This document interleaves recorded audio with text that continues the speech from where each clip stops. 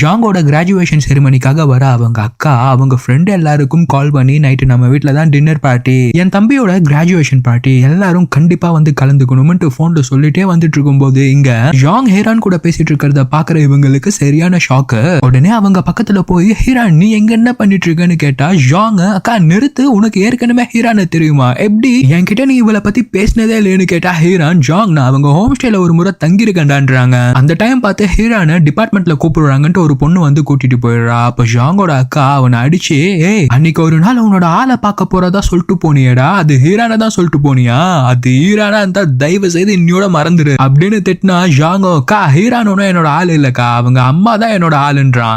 என்னது அவங்க அம்மாவா, டேய் தம்பி உன் குடும்பத்தனதுக்கு அளவே இல்லாம போயிட்டு இருக்கு, இதுல எல்லாம் விளையாட கூடாதுலா, நான் எங்கக்கா விளையாடுறேன், உண்மையதான்க்கா சொல்றேன்னா அவங்களுக்கு ஒண்ணுமே புரியல. டே என்னடா சொல்ற, ஃப்ரீயா விடுக்கா, நான் உனக்கு எல்லாத்தையும் அப்புறமா தெளிவா சொல்றேன், சரிவா இப்ப போய் போட்டோ எடுத்துக்கலாம், அங்க பாரு ஹீரானோ வந்துட்டா, வா வா வா போய் போட்டோ எடுக்கலாம்ட்டு குரூப் போட்டோ எடுக்கலாம்ட்டு போனா அங்க ஹாவும் வந்திருக்கான். ஜூனியர் பொண்ணும் ஹீரான் மேல இருக்கிற கோவத்தால அவங்க பக்கத்துல நிக்காம போட்டோக்கு போஸ் கொடுத்தா ஹாவும் ஹீரானோட ஷோல்டர் மேல கை போட்டு போஸ் கொடுக்க பாக்குறான். ஆனா ஹீரான் அவனை தொடவே விடலையே. அப்புறம் கட் பண்ணா அன்னைக்கு நைட்டு டின்னருக்காக எல்லாரும் ஜாங்கோட அக்கா ரெஸ்டாரண்ட்டுக்கு வந்திருக்காங்க. அப்ப அவங்க அவங்களோட ஃப்ரெண்ட்ஸையும் இன்வைட் பண்ணிருக்காங்க, லைக் ஷோவான் அண்ட் ஷோவானோட ஃப்ரெண்ட்ஸ் எல்லாம். அப்போ ஷோவானோட ஃப்ரெண்டு தனியா வராரு. எங்கடா ஷோவான காணலன்னு கேட்டா அவன் பின்னாடியே தானே வந்தான், எங்கன்ட்டு திரும்பி பார்த்தா ஷோவான் பொறுமையா ஹீரானை பார்த்துட்டே உள்ள என்ட்ரி ஆகுறான். ஹீரானை பாக்குற ஷோவானுக்கும் ஷோவானை பாக்குற ஹீரானுக்கும் ஒரே மிக்ஸ்டு எமோஷன்ஸ் தான். ஏன்னா இப்பதான் முறை அவங்க எல்லாம் தெரிஞ்ச முகங்களோட ஒன்னா இருக்கிறாங்க. இதுல சில பேருக்கு ஆல்ரெடி அவங்க கப்பிள்ஸ்னு தெரியும், சில பேருக்கு அவங்கள யாருன்னே தெரியாது. லைக் குறிப்பா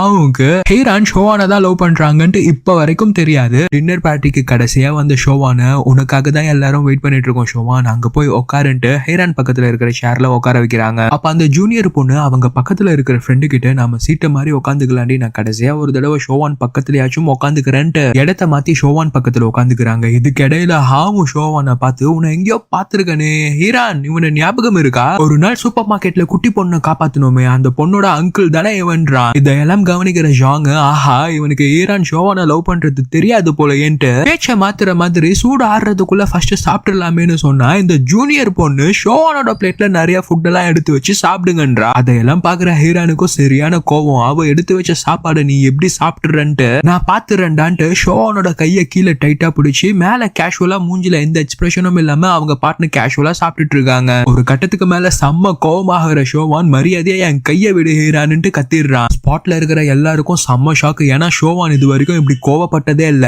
கத்துனது மட்டும் இல்லாம கையை டைட்டா அடம பிடிச்சிட்டு இருக்க ஹீரான ஷோவான் தரன்னு வெளியே எடுத்துட்டு போறான். இதையெல்லாம் பாக்குற ஹாவும் ஷாக்கா பாத்துட்டு இருக்கும் போது ஷோவானோட ஃப்ரெண்ட் அவங்க லவ் விஷயத்த ஹாவும் கிட்ட சொல்லிடுறான். கட் பண்ணா இங்க ஷோவான் ஹீரான ஒரு கேப்ல ஏத்தி ஒரு ரெஸ்டாரண்ட்டுக்கு கூட்டிட்டு போய் அவங்க கிட்ட ரொம்ப ரூடா இன்டிமேட்டா பிஹேவ் பண்றான். ரொம்ப எக்ஸ்ட்ரீம்னு கூட சொல்லலாம். ஹீரான ரூடா பெட்ல தள்ளி விட்டு அவன் அண்ட்ரெஸ் பண்ணிட்டு ஹீரான் பக்கத்துல வந்து ஒரு லஷ்டி தாட்டோட ஹீரானை கிஸ் பண்றதுக்காக பக்கத்துல வரான். இது எல்லாம் தெரிஞ்சுமே ஹீரான் அவனை தடுக்காம கிஸ்ஸுக்கு ரெஸ்பாண்ட் பண்ற மாதிரி முன்ன வராங்க. ஆனா இப்ப ஷோவான் கிஸ் பண்ணாம இதுக்குதான் என் கூட பழகுனியாடி, இந்த காதல் கத்திரிக்காயெல்லாம் ஒரு பக்கம் தூக்கி போட்டு ஒருத்தவங்க மேல உள்ள நம்பிக்கையில தான் யாரா இருந்தாலும் அவங்களோட உடலையும் உள்ளத்தையும் தருவாங்க. ஆனா அது கடைசிட்ட பிறகு உயிரோட இருக்கும் போது ஏதேதோ காரணம் சொல்லி வேணான்னு விட்டு போறது, அதுக்கு பேர் என்ன தெரியுமா, என் கூட நீ அப்படிதான் பழகிருக்கின்றது என்னால ஏத்துக்கவே முடியல அப்படின்ட்டு ஹீரான செமையா திட்டி உன்னை நம்பி உண்மையா நேசிச்சு தொலைச்சிட்டேன்டி, இனிமேல் ஜென்மத்துக்கும் என் முகத்திலேயே முழிக்காத அப்படின்ட்டு திட்டிட்டு போயிடுறான். உண்மையா நேசிச்ச பொண்ணு நம்ம கூட லஸ்டுக்காக தான் பழகி இருக்காங்கன்னு நினைச்சு ஷோவான் ஹீரானை திட்டிட்டு வந்துட்டோன்னு லிஃப்ட்ல ஒரு கப்பல் அவங்க ஆனிவர்சரி செலிப்ரேட் பண்ணிட்டு போயிட்டு இருக்கும் போது பேசுறத கேக்குறான். அவங்க என்ன சொல்றாங்கன்னா இந்த கஷ்டம் சந்தோஷம்லாம் வாழ்க்கையில எல்லாரும் சந்திக்கக்கூடிய ஒரு அங்கம் தான், ஆனா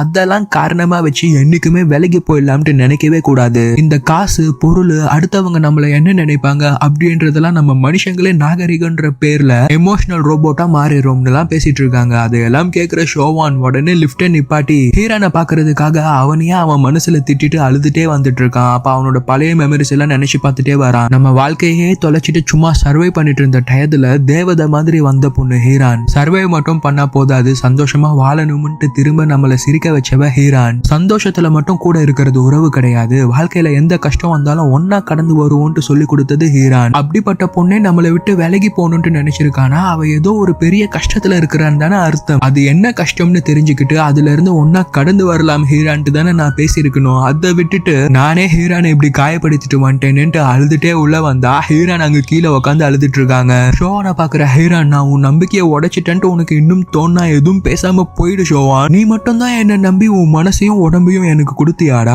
நான் உன்னை நம்பாம தான் என் மனசையும் உடம்பையும் உனக்கு கொடுத்தனா? எவ்வளவு ஈஸியா நீ என்ன அப்படி நினைச்சிட்டல. அவ ஏன் இப்படி பண்றா? ஏதோ கஷ்டத்துல இருக்கிறா, இந்த கஷ்டத்துல அவ கூட இருக்கணும்ட்டுலாம் உனக்கு தோணல. ஆனா உனக்கு இப்படி தோணி இருக்கு. நீயும் ஒரு ஆம்பளை தானே. இப்பதான் எல்லா ஆம்பளைங்களோட மென்டாலிட்டியும் எனக்கு புரியுதுடா. நான் உண்மையாதான் என் உடம்பையும் மனசையும் உனக்கு கொடுத்தேன். ஆனா நீயும் எல்லா பசங்க மாதிரி தானே ப்ரூவ் பண்ணிட்டிய ஷோவான். பொண்ணுங்க அப்படி நம்பி பண்றது லஸ்ட்னு அர்த்தம், நீங்க பண்றது காதல்னு அர்த்தமா? நீங்க தாண்டா பொண்ணுங்களோட நம்பிக்கையை பேசி பேசி அப்படி சம்பாரிச்சுட்டு காதல்ன்ற பேர்ல லஸ்டா அப்படி ஒண்ணு பண்ணிட்டு அதுக்கப்புறம் நீங்க என்ன பண்ணாலும் பொண்ணுங்க உங்களை விட்டு போக மாட்டாங்க, வேற எவனையும் தொட முடியாது அப்படின்ற ஒரு மென்டல் டிராப்புக்குள்ள தான் தள்ளி விடுறீங்கடா. இதுல பொண்ணுங்களை தப்பா நினைக்கிறது மட்டும் இல்லாம கடைசி வரைக்கும் அவங்க சகிச்சுட்டே அந்த கில்ட்டோட வாழணுமா? போங்கடாடே, நீங்களும் உங்க காதலும் எந்த பொண்ணையும் அப்படி சகிப்பு தன்மையோட அவங்க வாழ்க்கையை வாழ விட்டுறாதீங்கடா அப்படின்னு ஹீரான் அவங்க வயசை மீறி இவ்வளவு மெச்சூர்டா பேசிட்டு இருக்கும்போது ஷோவான் அவங்கள கட்டி பிடிச்சி என்ன மன்னிச்சுட்டு ஹீரான்ட்டு மனசை விட்டு அழுதுட்டு இருக்கான். ஏதோ ஒரு விஷயத்துக்காக சண்டை போட்டுட்டு அதுக்கான சொல்யூஷன் என்னன்றத பத்தி பேசாம நாளை இன்கம்ப்ளீட்டா க்ளோஸ் பண்ணவே கூடாது. கோவத்துல ரெண்டு பேரும் என்னென்னமோ பேசிட்டும் அதுல இருக்கிற பாசிட்டிவ்ஸை மட்டும் எடுத்துக்கலாம், மத்ததெல்லாம் தூங்கி எழுந்து பேசிக்கலாம்ட்டு ஹீரானும் ஷோவானும் தூங்க ஆரம்பிக்கிறாங்க. அப்ப ஹீரான் ரெஸ்ட் ரூம் போகலாம்ட்டு எழுந்துக்கும் போது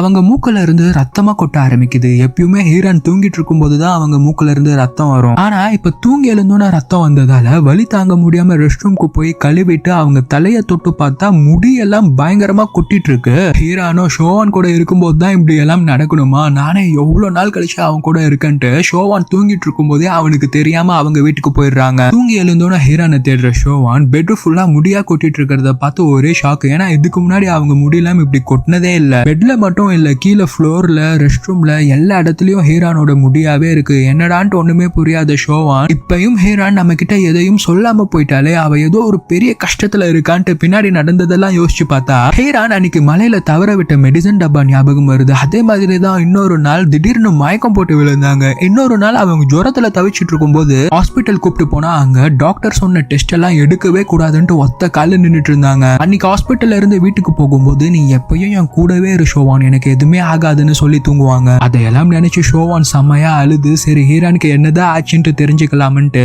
அவனோட அங்கிள் கிட்ட வந்து என்கிட்ட மறைக்காம ஹீரானுக்கு என்ன ஆச்சுன்ட்டு சொல்லுங்கன்னு கேட்டா ஆமா ஹீரானுக்கு கேன்சர்ன்ட்டு சொல்லிடுறாரு. ஹீரானோட அப்பாக்கும் அதே நோய் தான். என்னோட க்ளோஸ் ஃப்ரெண்ட் அவனே வலி தாங்க முடியாம செல்ஃப் ஹார்ம் பண்ணி போயிட்டான். ஆனா இந்த சின்ன பொண்ணு அவ்வளவு வலியும் தாங்கிட்டு இன்னும் ஃபைட் பண்ணிட்டு இருக்கா. எதுக்காக? அவளோட அம்மாக்காக ஒரு பக்கம்னா உனக்காகவும் தான். ஹீரான் சின்ன வயசுல இருந்து சந்தோஷமா சிரிச்சு நான் பார்த்ததே இல்லை. ஆனா அவங்க கூட இருக்கும்போது அவ சந்தோஷமா சிரிச்சிட்டு இருந்தா. நானே அதை என் கண் கூட 2-3 தடவை பார்த்திருக்கேன். இந்த டைம் தான் நீ அவ கூட இருக்கணும் தம்பின்றாரு. ஹீரான் தான் இதை பத்தி உன்கிட்டயும் உன்னை பத்தி அவளோட அம்மா கிட்டயும் சொல்லக்கூடாதுன்ட்டு சத்தியம் வாங்கிட்டான்ட்டு சொல்றாரு. உடனே ஷோவான் வீட்டுக்கு வந்துட்டோன்னு அவங்க அம்மாக்கு கால் பண்ணி உங்களுக்கு இதை பத்திலாம் ஏற்கனவே தெரியுமா தெரியாதான்ட்டு எனக்கு தெரியல, நான் உங்ககிட்ட ஒண்ணு ரெக்வஸ்டா கேக்குறேன். ஹீரான நம்மளை விட்டும் இந்த உலகத்தை விட்டும் அவ்வளவு ஈஸியா நான் போக விட்டுற மாட்டேன். ஹீரான் அவங்க மாஸ்டர்ஸ் முடிச்சிட்டோன்னா நீங்க யூஎஸ்க்கு ட்ரீட்மெண்ட் கூட்டிட்டு போறதா அவ அங்கிள் சொன்னாரு. ஆனா அதுக்கு முன்னாடி நான் ஹீரானை கல்யாணம் பண்ணிக்கிறேன். ஹீரான் ட்ரீட்மெண்ட்ல நம்மளை விட்டுலாம் போயிடக்கூடாது, அவ எனக்காக திரும்பி வரணும், என்ன கல்யாணம் பண்ணிட்டா திரும்பி அவ எனக்காக வருவா அப்படின்ட்டு அழுதுட்டே கேட்டா ஹீரானோட அம்மா இதை கேட்க உனக்கு இவ்வளவு நாள் ஆச்சாப்பா, ஹீரானை கல்யாணம் பண்ணிக்கோ, அவளை நம்மளை விட்டு போக விட்டுறாதுன்னு சொல்லி காலை கட் பண்ணிடுறாங்க. என்னடா அது கல்யாணம் பண்ணா கேன்சர் சரியாகிடுமான்னு யோசிக்காதீங்க. This is fighting. லைஃப்ல வர அப்ஸ் அண்ட் டவுன்ஸ் எல்லாம் நினைச்சு பிடிச்சவங்களை வேண்டாம் சொல்றது சோகமா உட்காந்து இருக்கிற மாதிரிலாம் இல்லாம பாசிட்டிவா எந்த சிச்சுவேஷனையும் ஃபைட் பண்ணி மீண்டு வரணும்ன்றது தான் இந்த சீரிஸ் எடுத்தவங்களோட இன்டென்ஷன்ஸ். ஹீரான் அம்மா கிட்ட சம்பந்தம் வாங்கின ஷோவான் கையோட ஹீரானை பாக்குறதுக்காக காலேஜுக்கு வந்து அவங்களுக்காக ரொம்ப நேரமா கேம்பஸ்லயே வெயிட் பண்ணிட்டு இருக்கான். ஹீரான் கிளாஸ் முடிச்சுட்டு வந்துட்டோன்னு ஷோவானை பார்த்து நீ எங்க என்ன பண்ணிட்டு இருக்க ஷோவான், உனக்கு என்ன வேலை, என்ன உன் கடையில இருந்து என் காலேஜ் பொண்ணுங்களுக்கு பூ கொடுத்தது பத்தாம கேம்பஸ்குள்ளேயே வந்து பூ கொடுக்க போறியான்றாங்க. ஷோவானோ எதுவுமே பேசாம அமைதியாவே நின்றுட்டு இருக்கான். அப்ப ஹீரான் சொல்றதுக்கு எதுவும் இல்லைன்னா நான் கிளம்புறேன் பான்ட்டு திரும்பினா உடனே ஷோவான் அவங்களோட கையை பிடிச்சு ஏன் ஹீரான் நீ சிரிச்சு சந்தோஷமா இருக்கும்போது மட்டும்தான் நான் கூட இருக்கணுமா, நீ வழியில தனியா கஷ்டப்பட்டு இருக்கும்போது நான் கூட இருக்க கூடாதான்றான். வழியில கஷ்டப்படுறேன்னா நான் என்ன கஷ்டப்படுறேன், அப்பெல்லாம் எனக்கு எதுவும் கஷ்டம் இல்லையேன்னா ஏன் ஹீரான் என்கிட்ட இவ்வளவு நாளா மறைச்ச, எனக்கு எல்லாமே தெரியும், நான் இங்க வந்து ஷாப் போட்டதெல்லாம் கோஇன்சிடென்ஸ் கிடையாது, உன்னை பார்க்காம என்னால இருக்க முடியல ஹீரான், உன்னை பார்க்கணுன்றதுக்காக தான் இங்க வந்தேன், ஆனா அப்பெல்லாம் நீ உன் மனசுக்குள்ள இவ்வளவு பெரிய கஷ்டத்தை சுமந்துட்டு இருக்கன்ட்டு எனக்கு தெரியாம போச்சுடி.